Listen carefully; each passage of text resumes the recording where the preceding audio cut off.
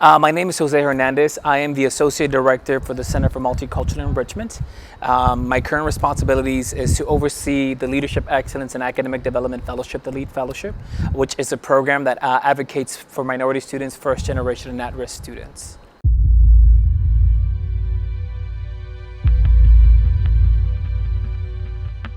Are we a Christian? Well, let's start first. Were we founded by I don't want to say by Christianity, because for me, when people say we were founded by Christianity, it makes me feel like Jesus Christ came to the United States and founded it. My answer is a no, of course not, Were we founded by men who were devout towards the Christian faith? And yes, we were. Does that make us a Christian nation? I'm going to say no.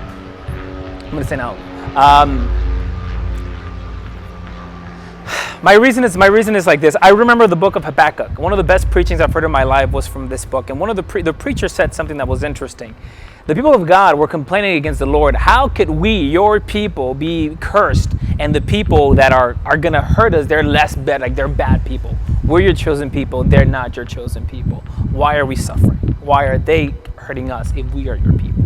And the Lord kind of comes in and says, look, it's not about you being my people or you not being my people. It's that some of you are obeying me and some of you are not. And that's it. There's this notion that, well, we call ourselves Christians, thus we are in this. No, that's not how it works. Christianity is not about labels. True Christianity is not even about us professing that we are Christian. It's that the Lord says that we are his sons. So for me, saying that because the majority of people profess Christianity, we're a Christian nation, it's like saying we're Christian because we go to church. It makes absolutely no sense to me, theologically at least. It makes no sense to me whatsoever.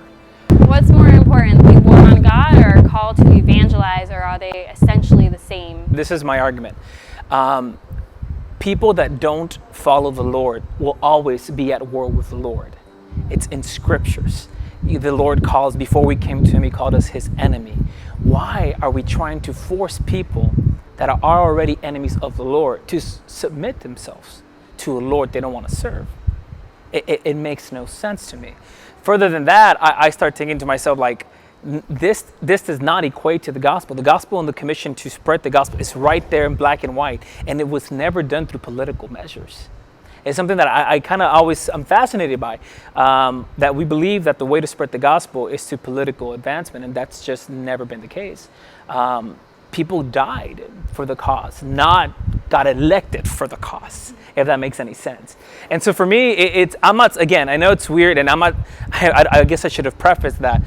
We should use whatever system the Lord has allowed us to use. If we can vote, we should vote, stuff like this. But is this equal to the commission? Nowhere near. It should be nowhere near. Our primary focus is to spread the Lord and the story of his salvation and his grace. Now, whether or not the Lord should be removed from government or should be in government, I don't think that's our fight as a church, to be quite honest. I don't think that that's what Paul would have wanted. I read Paul's advice to the church, and it's not like, you know what, go out and campaign to the Romans.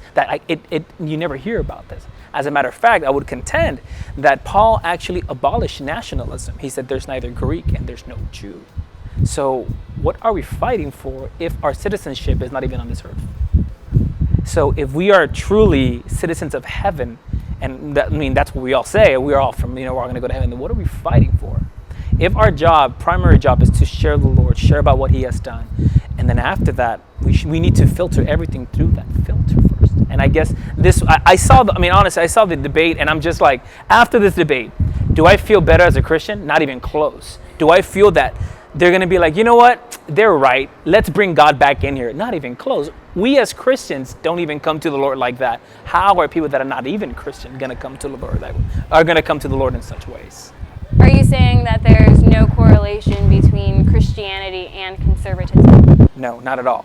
As a matter of fact, my argument would be, and I understand the argument for conservativeness, but see, conservative means so many things. Conservative is not just about gender and sexuality and abortion and women's rights. It's not about that. Conservatism technically also encompasses financial gains, capitalism, and taxes. And then we were supposed to say that all of these things make up who the Lord is.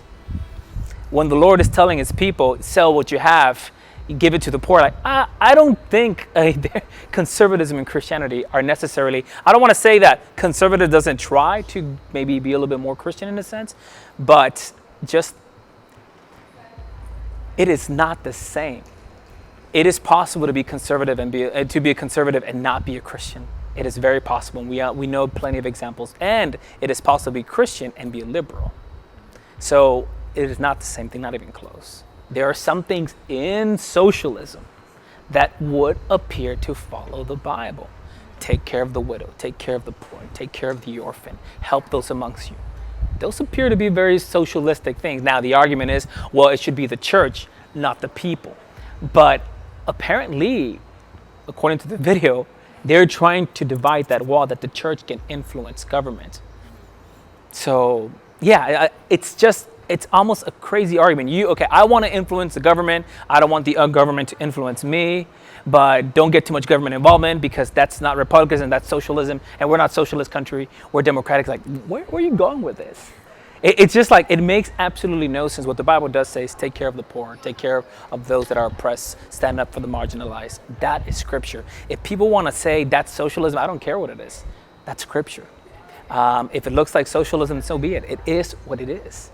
That doesn't mean we don't obey it just because we don't like what it could be related to. It's scripture. And eventually, neither the socialist, nor the Republican, nor the Democrat, eventually all of them will turn their back on us because they are not Christ.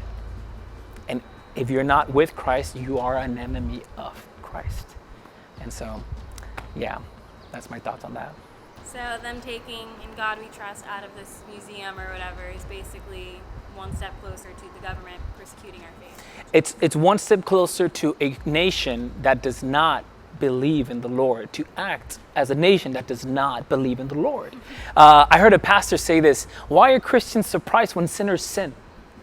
Why are we surprised when fish swim, when dogs bark, when cats meow? Sinners sin. Why are we surprised? As a matter of fact, we should be more surprised. Our war should not be that the government is removing God from its home, but that the church is removing God from its home. That is our argument. As a matter of fact, there is a scripture that Paul says that, what have I to judge the unbeliever and the outsider? I judge the church.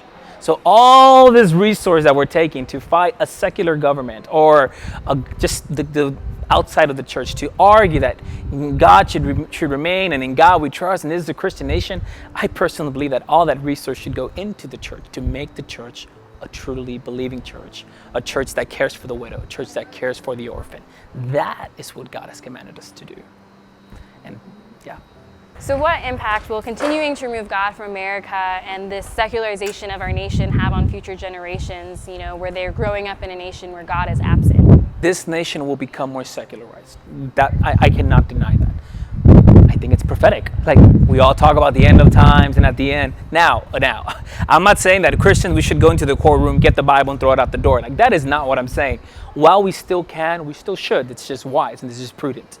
But eventually you have to come to the realization that we are enemies of the world because we follow Christ.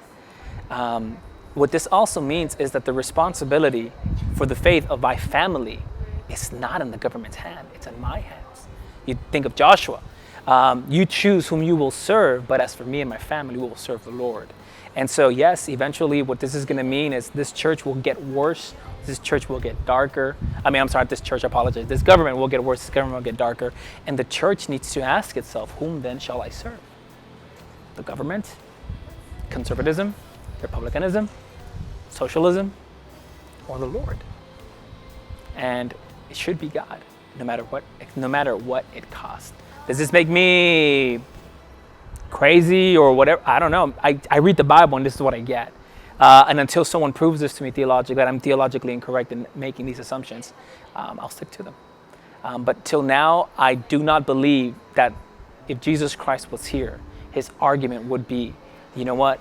Let's make sure that this nation becomes Christian. As a matter of fact, I believe his argument was more, I want my people to remain faithful in the midst of all of these arguments. That's the argument that we should be having. Is God's people being faithful in the midst of all these arguments?